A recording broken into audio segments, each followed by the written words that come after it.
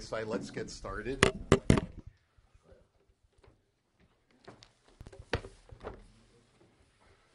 Okay. So the last thing that you saw yesterday was a machlokas between Rabbi and Rabbi Shimon ben Gamliel regarding a limited gift. And when we say limited gift, what do we mean? We mean that the gifter says to Reuven, I'm giving this to you on the condition that when you expire, this gift will transfer over to Shimon instead of to your heirs. So the question is, what is the nature, halachic nature of that gift? Is it a kinyan haguf or is it a kinyan peiros? And what we mean is, does Reuven completely own the property for that duration, such that if he decides to sell it or to do something that will destroy or exhaust the property, then that's a legal action on his part, because during that time it is completely his. That's the sheet of Rabbi Shimon Gamliel. But Rabbi says no. Rabbi says the fact that the gift is limited and it doesn't transfer from Reuven in the normative way means that Reuven only has limited ownership of it. He has only a kinyan peiros, the utility of the property, but is not the title holder of the property. And therefore, if he were to sell the property, if he were to deplete the property, then upon his death, Shimon could sue the buyer or could sue his estate for restitution for the property. Okay? So that's the machlokas between Rabbi and Rabbi Shimon ben Gamliel. Okay, and so we're on the fifth line of the Gemara, on Kuf Lamed Zayin, or a minhi. So let's raise a contradiction. So remember, Rabbi holds it's not a full ownership, it's only a kinyan peiros. Rabbi Shimon Gamliel says it's a full ownership. Whatever he does to sell it is fine. The contradiction, however, is we're going to see now a brisa that represents them the exact opposite. Nechasai lach v'acharecha liploni yored rishon u'mocher v'oichel divrei Rabbi, and Rabbi Shimon Gamliel omer ein lo rishon ala achilas peiros bilvad. The brisa seems to say that exactly the opposite of the previous brisa. That if the gifter gives to Reuven and says that when you die it'll go to Shimon, so the first guy, according to Rabbi, can eat and consume whatever he wishes and sell whatever he wishes, which is contrary to what Rabbi said before, that he only has a kinyan peiros. And Rabbi Shimon ben Gamliel says, no, he's not allowed to do anything other than eat peiros, but he can't sell it. So how do you reconcile this? Kasha de Rebbe ad Rebbe, but the Rabbi Shimon Gamliel ad Rabbi Shimon Gamliel. It seems to be a complete reversal of the positions. Now, normally when we get stuck in a brisa like this, we have to say, you have to be machlif, you have to change the gears of one of the brises. No. The Gemara says these are completely reconcilable. The Rebbe ad Rebbe lo kasha halagufa halapeira. He says, you misunderstood the latter brisa. When Rabbi says in the latter brisa that you can consume and sell whatever you want, he's not talking about the land, he's talking about the produce. The land, Rabbi agrees, is not yours because you only have a kinyan peiros. All Rabbi is saying is, don't think that you're limited in any way in selling the produce. You can completely deplete all of the produce of the field as long as you keep the land intact. That's all he meant. And Rabbi Shimon Gamliel, lo kasha halachatchila hadiyevit.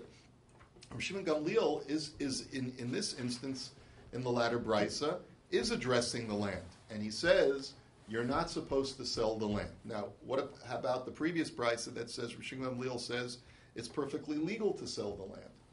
The difference is lechatchila versus b'di'eved. B'di'eved, since Reuven is the legal owner of the guf of the karka, if he sells it, it's a perfectly valid sale. But if he were to come lechatchila and ask us a shaila, I want to be able to sell this property, so then the posek is going to say to him, well, if you received it from Ploni, and Ploni gave it to you as a limited gift because it's clearly his intent that after you die the property should go to Shimon, it's not right, it's not ethical. L'chatchila, you're not supposed to do that. If you know that this was the wish of the person who gave you the gift, then why would you want to violate? It's not proper for you to violate the wish of the gifter. And therefore we would say to him, l'chatchila, you should not sell the property, because you know that the intent of the person who gave you the property was to keep it intact for Shimon. But if you do sell it, b'di'evet, it's a perfectly legal sale. Amar Abaye, Ezehu Rasha Arum, Zehamesi Eitzel Limkor B'nechasim Kerb Shimon Gamliel. And this is what leads Abaye to say, we've seen this in other places in Shas, that a cunning, wicked person is someone basically who says, I know that you have a fiduciary duty to hold on to this property, but let me give you an eitzah in order to get out of all of your duties. Just sell the property to a third party, and then you won't have to give the property to Shimon when you die. And that's a wicked, cunning person, because he's giving advice that helps you circumvent the law, but it's an unethical circumvention, because it's going against the wishes of the testator, of the gifter. Amar Rabbi Yochanan halacha Korban Shimon Gamliel umodesh im nasan b'matna shchiv meira lo asa klum. So Rabbi Yochanan is quoted as saying that the halacha is like Rav Shimon Gamliel, that a person has a kinyan haguf. However, with one qualification, Rav Shimon ben Gamliel would agree, Ruvain, who's the first recipient, if he tries to give away the property on his deathbed as a shchiv meira, then it won't work. Even though Reb Shimon Gamliel holds that Ruvain does have a right to sell it off and leave nothing for Shimon, but if he tries to give it away on his deathbed, it's not going to work. Now, why is that? It's very simple. My time, Amar Abaye, matna shchiv meira lo kana ela la'achar misa chvar kadmu acharecha. The answer is very simple. Remember, what was the wish of the original gifter when he gave the land to Reuven? He basically said that upon your death, the land will automatically transfer to Shimon. What Reuven is now saying on his deathbed is that I want to give a matna shchiv meira to Ploni, to a total third party. Now the problem is that Ploni is, if it's a matna shchiv meira, remember what we said with a matna shchiv meira, when does it take effect? Post-mortem. It takes effect after his death. Well, at that moment, there's already been a preempting from the previous condition, which is that upon Reuven's death, it goes to Shimon. So therefore, since Reuven's death already causes it to pass to Shimon, it cannot pass to anyone else upon Reuven's death. And that's the reason why Rav Shimon Gamliel would agree that it doesn't work in that case. Frek the Gemara, umi omer Abaye hachi, v'ha itmar matna shchiv meira me'emasai kana, Abaye omer im gemar misa, v'Rava omer la'acher gemar misa. So the Gemara says, but wait a minute. We know that there's a machlokus between Abaye and Rava as to at what moment the gift of the shchiv meira transfers from the giver to the recipient. And Rava says that it happens post-mortem, but Abaye says it happens as the guy is dying, before he actually completely expires. So, if anything, Abaye, you should hold that according to Rabbi Shimon ben Gamliel, his gift is a valid gift because it will preempt Shimon's getting it post-mortem. So the Gemara answers, Hadar be Abaye mehahi. Gemara says, you have to say that Abaye retracted. Abaye walked away from that shita. And really Abaye finally relented to Rava that he's right, that a matna shchiv meira only takes effect post-mortem. The Gemara says, Mimai de mehahi hadar be, dilma meha hadar be. But how do you know? We know that there's a stira in Abaye. In one place, Abaye is quoted as saying that a matna shchiv meira takes place before he expires, and another place he's saying that it takes place only after he expires. How do you know that he's stepping away from the one and not the other? You're telling me that he's retracting on the psak that the gift takes place before he expires. Maybe no, just the opposite. Maybe he retracts on the other shita that he was quoted as saying that the gift takes place after he expires. So the Gemara says, Lo sal kedaituch, that nan zegitech imasi zegitech micholi zegitech la'achar misa lo amar klum. And the answer is because Abaye came to the realization that he's going to be contradicting a Mishnah unless he acknowledges that the gift of a shchiv meira takes place post-mortem. And why is that? Because the Mishnah directly addresses a case of a shchiv meira who wants to give his wife a get. And in all situations where he wants to give his wife a get, he says, I want this to take effect as a shchiv meira. It doesn't work. Why? Because you can't give a get post-mortem. So that clearly indicates that a kinyan of a shchiv meira, the transfer takes place only after death, and therefore Abayis holds fast to the original statement that Rabbi Shimon Gamliel will agree that in a situation where Reuven wants to give a gift to a third party as a shchiv meira, it won't work because by that time it's already automatically transferred to Shimon. Amar Rabbi Zera, Amar Rabbi Yechanan, halacha k'Rabbi Shimon ben Gamliel, va'afilu hayu bahen avadim v'hotzian l'cheres.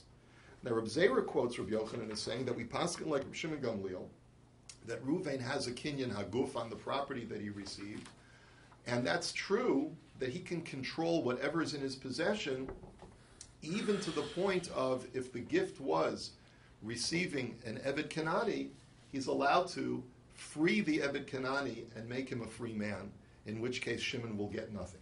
So the Gemara says, Pshita, why would I think otherwise? In other words, once you tell me that Reuven can sell a property, then he can also free a slave. Why would I think conceptually there's any difference? The Gemara answers, Mahu detema, I'll tell you why. You could have thought that Motzi Omar Le Lemevad Isur Lo Yahiva Yahavinan Lach Kamash Malan. You might have argued that even Reb Shimon Gamliel would agree that the original gifter could argue to Reuven and say, when I gave you this Eved as a gift, I realized that you could do with it whatever you wanted, but I never had in mind that you would do an Isser, you would commit a biblical violation in order to keep the property, the slave, away from Shimon. Now, what does he mean by that? There's a commandment, a mitzvah asay in the Torah of la'olam bahem ta'avod, that you're supposed to, once you acquire a Canaanite slave, he's supposed to permanently remain a Canaanite slave, and there's a violation of a mitzvah asay to free that slave. Now, there are exceptions to that rule. The Gemara tells a story about a case where one of the Tanoim had a slave, and he only found 9 people in the Beis Medrash, and he needed a minyan, so he freed the slave in order to make a minyan. Right? So there are exceptions to this rule. However, under normal circumstances, maybe you could have argued that the gifter could say, I never gave him to you for that purpose, for you to do an Isser, and therefore you might have argued that even according to Rav Shimon Gamliel, he doesn't have a right to free the slave. Kamash Malan, that even that he has a right to do. Amar Rav Yosef, Amar Rav Yechanan, halacha k'Rav Shimon Gamliel, va'afilu asan tachrichin lemeis. And here Rav Yosef quotes Rav Shimon Gamliel saying that, Rav Yochanan is saying we paskin like Rav Shimon Gamliel. Not only do we paskin like Rav Shimon Gamliel when he receives land that he can do with it whatever he wants, but let's say he receives fabric. He can do with it whatever he wants, even to make shrouds for the dead. And in that case, certainly, it's going to be deprived from Shimon. Because once you create shrouds for the dead, it becomes usher to benefit from it for anyone else. So that certainly is precluding Shimon. So the Gemara says, Pshita, why do you need to tell me that? Once it belongs to Reuven, it's his for all purposes. Of course he can do with it what he wants, even to make tachrichin. So the Gemara says, no. Mahu detema l'shavinhu isurei hanalo yahavi la'ach kamash malan. Because there too, you could argue that the gifter might have made the argument to Reuven, I gave it to you to get full benefit from it, to use it to your heart's content, to sell it if you want to benefit from it. But for you to go ahead and make it usher to everyone, that I never meant for you to have it for that purpose. Kamash malan, that even that he's allowed to do. Darash Rav Nachman bar Rav Chisda, Esrog zeh nasan lach b'matana v'yacharecha liploni. So Rav Nachman, this is a very related issue. And it has to do with an esrog. Now, a guy wants to use an esrog on the first day of Sukkot to fulfill the mitzvah of ulakachtem lachem bayom harishon. Take for yourself the 4 species. And esrog is something that he can't find. All of a sudden, a guy goes over to him and says, "I'm giving you this esrog on the condition that when you die, you pass it on to Shimon." So the question is, Banu lemachlokas Rabbi Reb Shimon Gamliel. This is going to be a machlokas whether or not Reuven is able to fulfill the mitzvah of Arba Minim with this esrog. Now we know that on the first day of Sukkot, the esrog needs to belong to the person who's shaking it. If not, he doesn't fulfill the mitzvah. It says, "Ulakachtem lachem," take it for yourselves. So it needs to belong to you. Says Rav Nachman that in this situation it'll be a machlokas between Rebbe and Rav Shimon Gamliel whether you can be yotzei this esrog. Why? According to Rav Shimon Gamliel, it is completely the recipient's, it's completely Reuven's, and therefore there's no question he can be yotzei the mitzvah of esrog.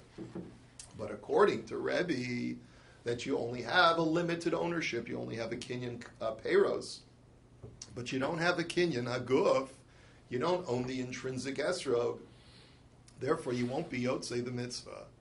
So the Gemara says, wait a minute. Maskif la Rav Nachman bar Yitzchak ad kan lo pligi Rabbi of Reb Shimon Gamliel hasam ela demar sover kinyan peiros ke kinyan haguf dami umar sover kinyan peiros lav ke kinyan haguf dami ela hacha imefak lo nafik be lamai yohavei nihalei question mark exclamation point. The Gemara is basically saying, listen, the only machlokas between Rebbe and Reb Shimon Gamliel is, I know that there's a limited gift here. And the question is, does that limited gift give me a kinyan haguf, or does it give me a kinyan peiros? But everyone agrees, even Rebbe agrees, that I have some ownership in this esrog. It's called a kinyan peiros. Fine, it's not a kinyan, but it's a kinyan peiros. Now, what does the word peiros mean? It means any productive utility that I can get from the item belongs to me, even if I don't necessarily own the intrinsic item as a kinyan haguf. But I still have some level of ownership in the esrog. What is the dividend or the utilitarian benefit that you can get from an esrog? The mitzvah. So even Rebbe should agree that I have at least an ownership in this esrog vis-a-vis the peiros of the esrog, which is the ability to fulfill a mitzvah with it. Because if not, then what in the world was the whole intent of the guy giving him the esrog, if not to fulfill a mitzvah from it? I can't eat it because I got to pass it on to Shimon, right? So what else am I going to do with it to get benefit from it? It must be that he gave it to me so that I should be able to fulfill the mitzvah. So even Rebbe should agree with that. So the Gemara says, you're right. So Ella meipak tekuli alma lo pligi denafik bei. Everyone agrees that you can be yotzei the mitzvah of arba minim with this esrog. But mecharo o achalo banu lemachlokas Rebbe Reb Shimon and Gamliel. But here's the machlokas. What if Ruvain, after receiving the esrog, he shakes lulav and esrog with it, and then he takes a bite out of it and eats it, or makes it into esrog marmalade? So in that situation, this is a machlokas between Rebbe and Rabbi Shimon Gamliel. According to Shimon Gamliel, I can do with it whatever I want. I can even sell it or eat it. So that's perfectly legal. I'm perfectly within my rights, and Shimon has no legal recourse. But according to Rebbe, since I had to pass it on to Shimon intact, if I end up eating the esrog, so then I'll have to compensate Shimon for the cost of the esrog. That's that, or my estate after I die will have to compensate Shimon for the cost of the esrog. Amar Rabba bar Rav Huna ha'achin shekanu esrog b'tefusa sabayis not lo echad mehen v'yatsa bo im yachol la'och lo yatsa v'im lav lo yatsa v'dafka di'ika esrog l'chol chad v'chad. Period. So Rabba bar Rav Huna says like this: you have an estate of a decedent, and you have multiple brothers. Within that estate, there's an esrog. So if the brother has a right, because all of the other brothers are moichel, and they say, go ahead and do with that esrog as you wish. So as long as the other brothers consent for him to have that esrog, so much so that even if he wanted to eat it, he could eat it, so then he can fulfill the mitzvah of arba minim with this esrog. If, however, the brothers say, no, it's our esrog, and you don't have independent rights to do with the esrog as you wish, then he can't fulfill the mitzvah of arba minim with it. And that's why he finishes off the statement that says, but that's provided that each brother has his own esrog. In other words, if let's say within the estate there are multiple esrogim, or all the other brothers bought their own esrog before Yantiv, so in that situation, they say to him, go ahead and use the esrog, what do we care? We have our own esrog. That's why it'll be able to be yotzei the mitzvah. But if the esrog is still owned in partnership such that he only has limited use, he can only use it to do the mitzvah, but he can't eat it, then he can't even fulfill the mitzvah. So why is that?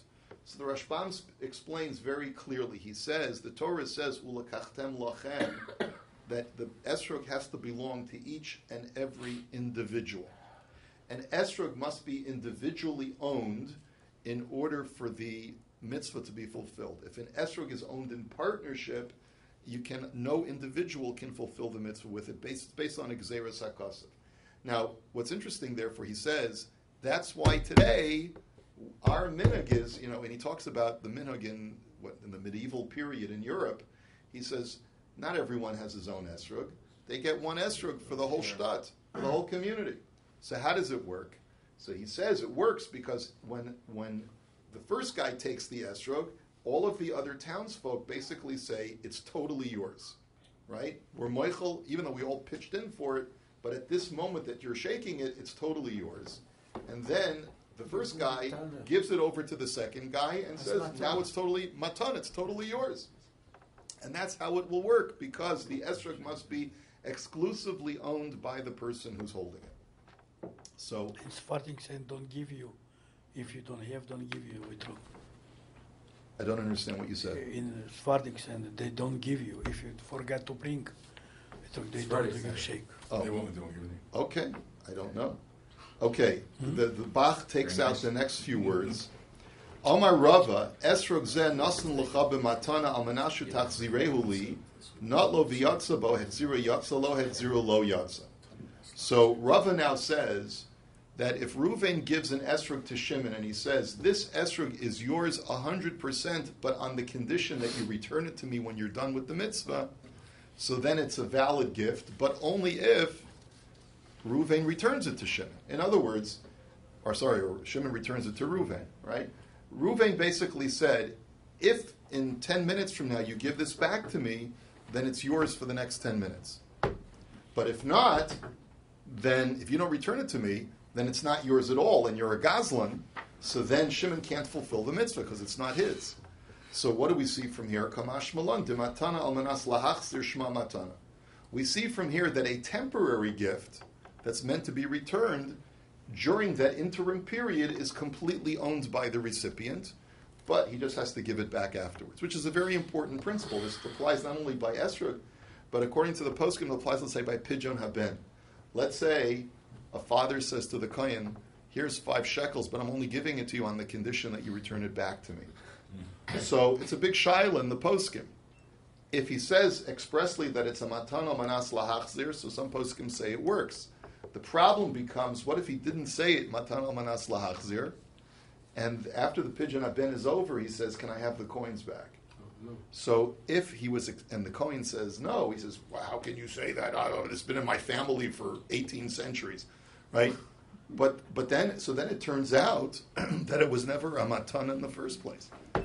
That's where you get into halachic issues.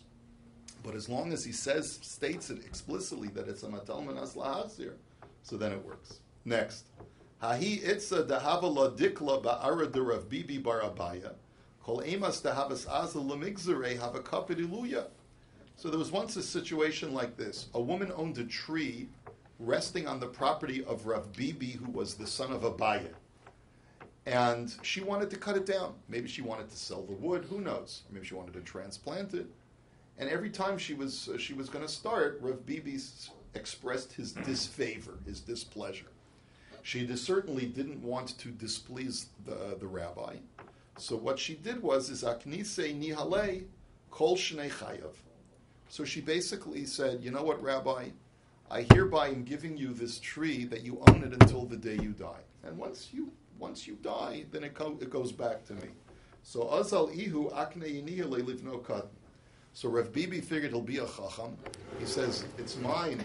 According to Shimon Gamliel, it's mine during that period of time, and I can do with it as I wish. So he went ahead and gifted it to his own son, thinking that would prevent the tree from going back to this nice lady. So Amar Rav Huna Bereida Rav Yehoshua Mishum Da'asun Mimolai Amrisu Mili Muliasa. So he turns to Rav Bibi and he says, how can you do that? He says, just because you're descended from Abaya, who's descended from Eli HaKohen, which is called a cursed family, you say cursed things, you say, defective things, just because you come from a defective family.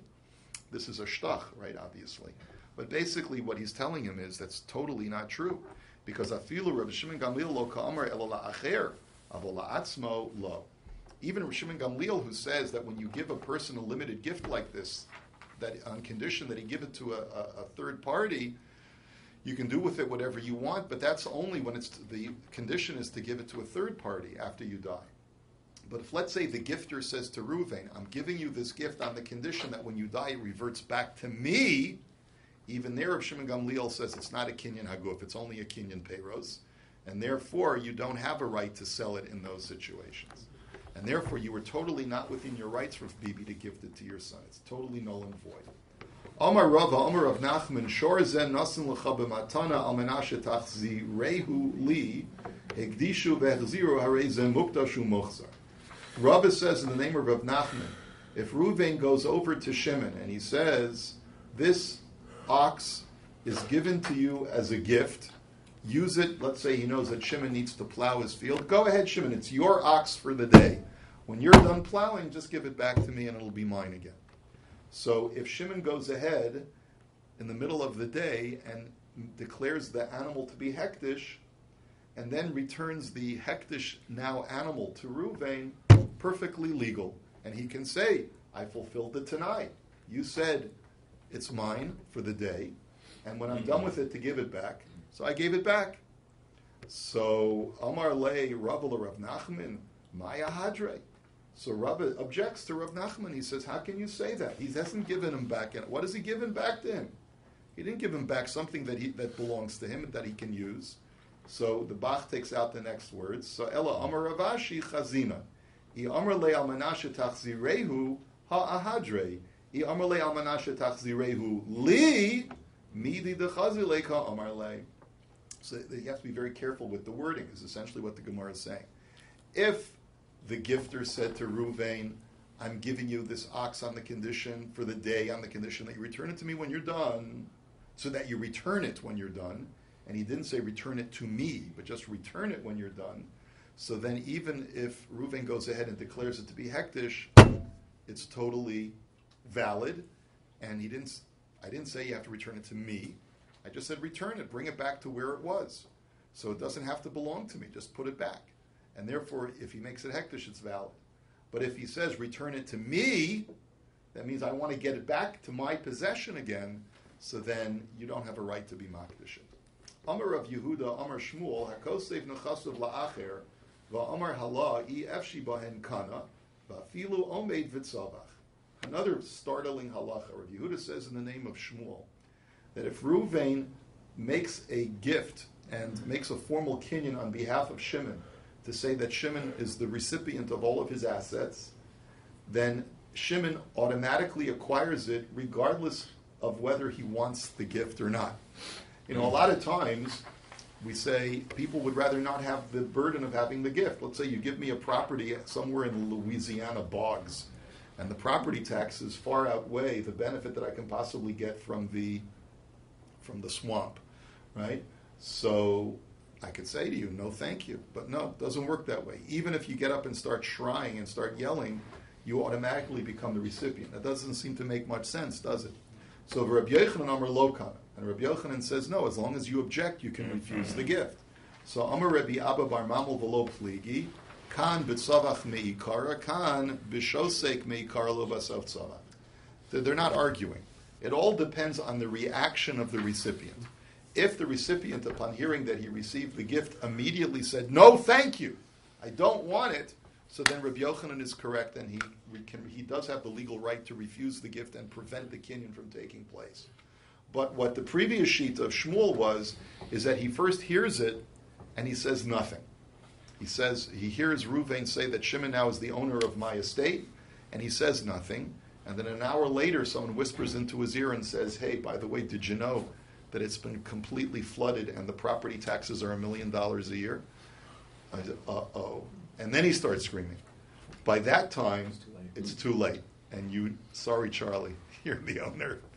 So and also, by the way, Rashbam says it's not only because you may not want the property because of the value, but a lot of times righteous people don't want to receive gifts because of Hasane Matanos Yechia, that he who despises gifts shall live a much longer, happier life. So therefore, and we'll try to analyze this Gemara further as we go along tomorrow. Have a wonderful day.